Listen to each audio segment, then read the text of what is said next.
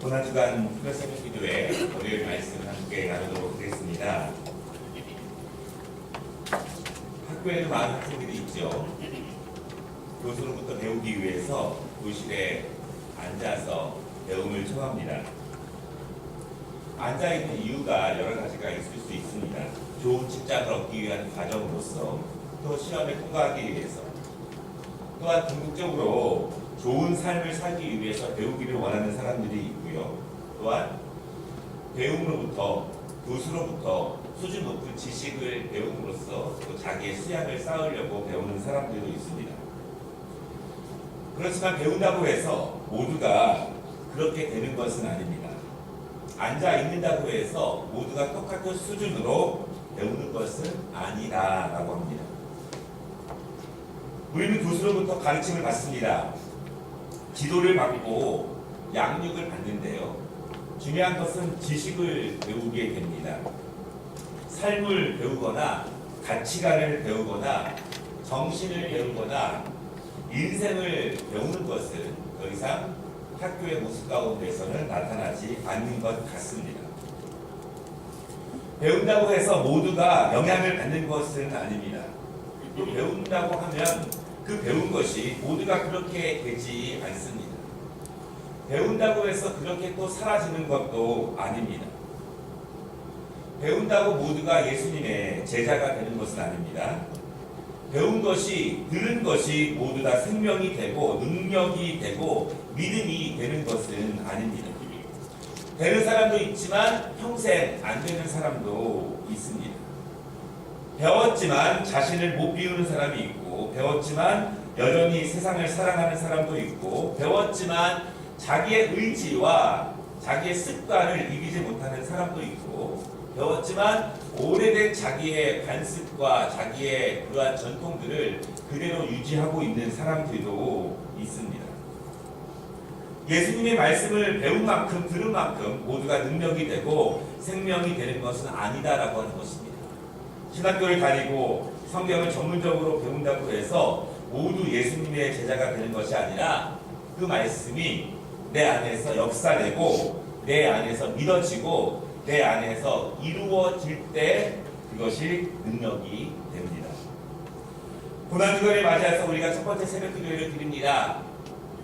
고난주간을 맞이하면서 이 시간을 드린다고 하는 것 자체가 쉬운 결정은 아니지만, 그럼에도 불구하고 인간적인 노곤함과 의지를 내려놓고 주 앞에 나온 여러분들을 축복하고 또한 격려합니다. 오늘 특별히 첫 번째 말씀을 통해서 예수님 주위에 있던 수많은 사람들에 대해서 함께 말씀을 나누면서 그들의 모습 가운데 우리의 모습을 다시 한번 발견하는 시간이 되었으면 좋겠습니다. 예수님은 거리의 유명 인사였습니다. 예루살렘 성전에서는 무시를 당하고 외면을 당하는 사람이었지만 거리에 그분이 나타나면 한마디로 난리가 납니다. 그분을 보기 위해서 뽕나무 위로 올라가는 사람도 있습니다. 그분을 만나고 싶어서 지붕을 뜯고 내려오는 사람도 있습니다. 그분을 보기 위해서 소리를 치고 외치는 사람도 있습니다. 왜냐하면 예수님께는 능력이 있기 때문입니다. 그분의 가르침을 들으면 마음이 시원하고, 슬픔 가운데 있었지만 그분을 만나면 소망이 생기고, 전혀 할 수 없는 것 가운데 믿음이 생기고, 좌절된 마음이었지만 다시 일어설 수 있는 힘이 그분의 가르침으로부터 나오기 때문에 사람들은 그분을 만나려고 열광을 합니다. 그분의 가르침을 들으면 답답함이 사라집니다. 희미했던 하나님의 나라와 하나님에 대한 소망이 굳건해지기 시작합니다. 그리고 그분을 만나면 영혼에 대한 사랑이 더욱더 불빛듯 일어나게 됩니다. 그리고 어두운 세상이지만 다시 한번 힘을 내어서 살아갈 수 있는 담력을 얻게 됩니다. 예수님을 만나서 병이 고침받은 사람들이 있고요. 귀신이 물려갔던 사람들이 있습니다. 예수님을 만나면 죄인들이 구원을 받습니다. 세상에서 아무리 추하고 외면당하고 세상에서 왕따를 당하는 더러운 죄인이라고 말하지만 예수님을 만나면 자유함을 얻고 새 사람이 되고 거듭나게 됩니다. 그런 예수님을 만나니 회개하게 됩니다.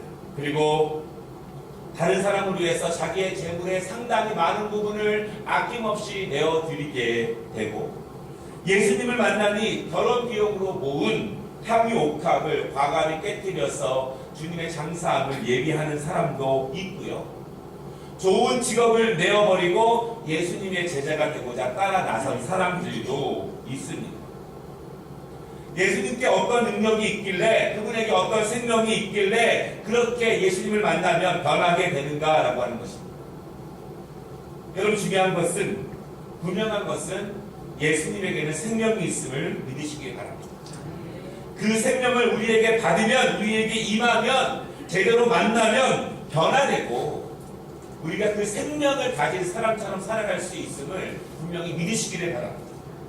이것을 믿지 못하면, 그 능력을 받지 못하면 우리가 매주 몇십 년을 예배를 드리고 그리스도인으로 살아간다 할지라도 감격과 기쁨과 능력 가운데 살아갈 수 있는 그 힘 자체가 우리에게 주어질 수가 없습니다.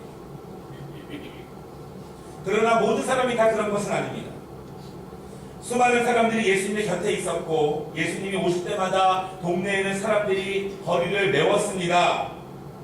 그분이 기적을 베풀 때마다 배불리 먹은 사람들이 아주 많았습니다. 그러나 먹었다고 해서 예수님을 제대로 만나는 것은 아니더라라고 하는 것입니다. 예수님의 가르침을 듣는 것과 믿는 것은 다르더라라고 하는 것입니다. 예수님이 주신 보리떡과 생선을 먹는 것과 변화되는 것은 다르더라. 예수님의 말씀을 듣고 찬양을 하면서 감동을 받는 것과 그분을 주인으로 모시는 것은 다르더라라고 하는 것입니다. 성경에는 예수님 주위에 있었던 많은 사람들을 소개하고 있는데요. 오늘은 두 가지의 모습을 잠시 나누려고 합니다. 오늘 읽지 않았지만 같은 장 21장에 보면은 예루살렘에 입성하시는 예수님의 모습이 그려집니다. 여러분, 예수님은요, 죽으시기 위해서 이 땅에 오신 것입니다. 목적이 분명했습니다. 왜 살아야 하는가? 이 땅에서 무엇을 해야 되는가? 하나님이 내 삶을 통해서 어떠한 영광을 받으시기를 원하시는가? 분명한 목적을 가지고 이 땅을 살아가셨습니다. 그것은 십자가의 사명입니다. 유대 땅을 두루 다니시면서 복음을 전하시고, 눌린 자를 자유하게 하시고, 병든 자를 고쳐주시고, 천국 복음을 전하셨습니다. 그리고 이제 때가 참에 종료주의를 맞이해서 골고다로 가시기 위해서 예루살렘에 입성하십니다. 그 모습을 마태복음 21장 8절은 이렇게 소개합니다.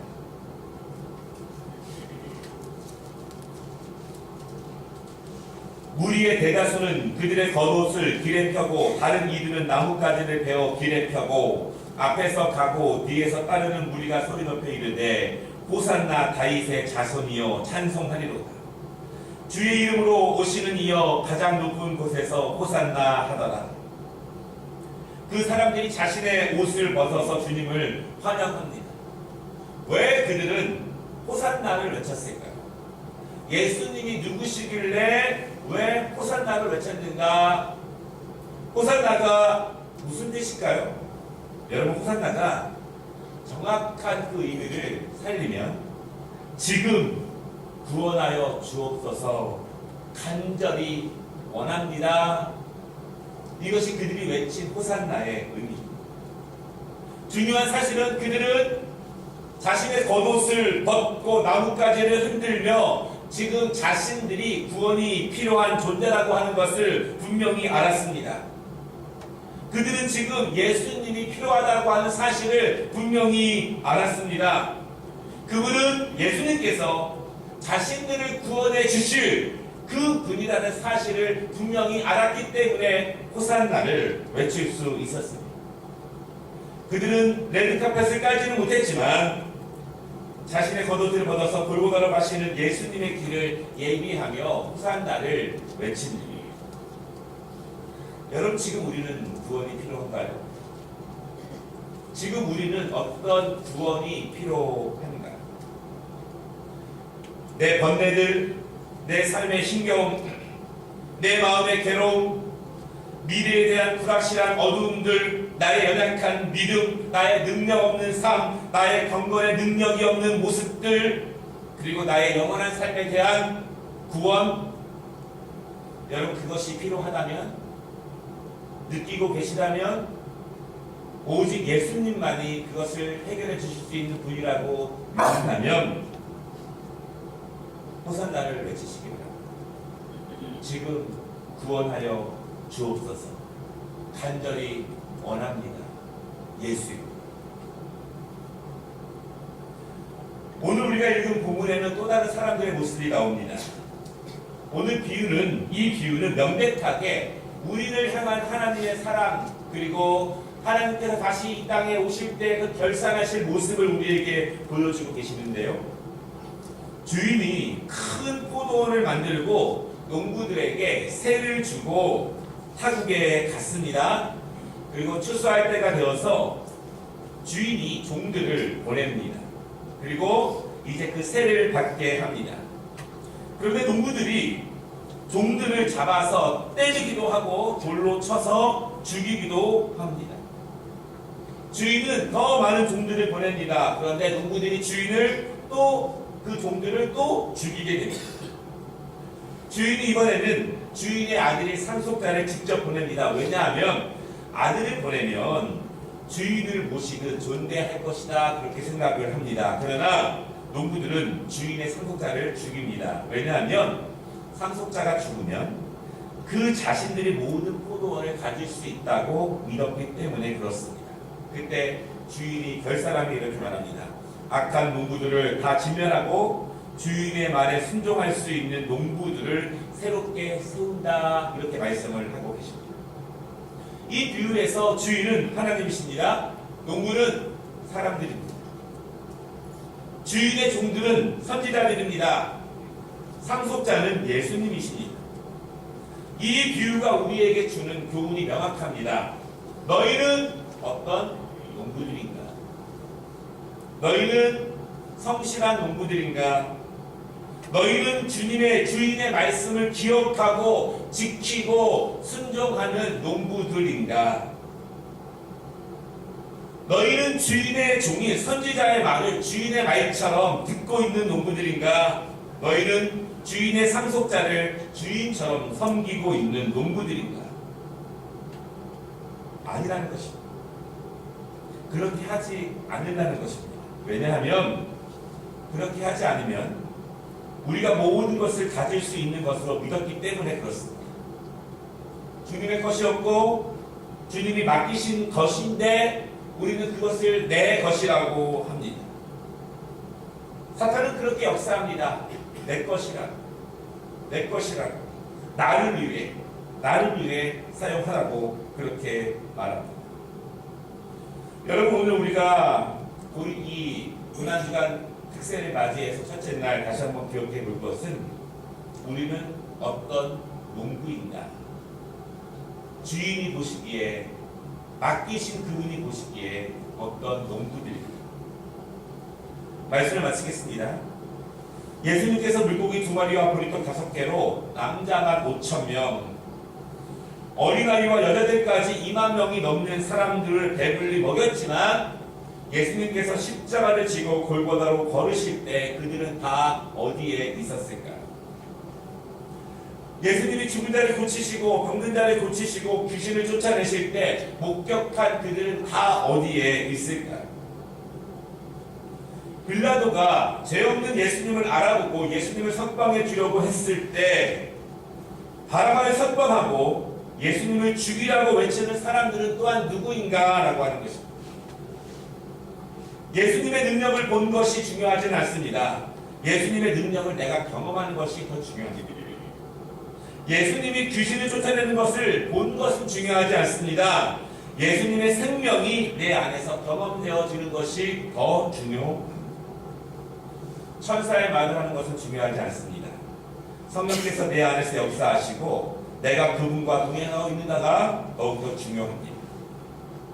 그 하나님을 나의 하나님, 나의 구주, 저분의 하나님, 우리 부모님의 하나님이 아니라 나의 하나님, 나의 구주, 나의 그리스도로 맞이하는 것이 중요합니다.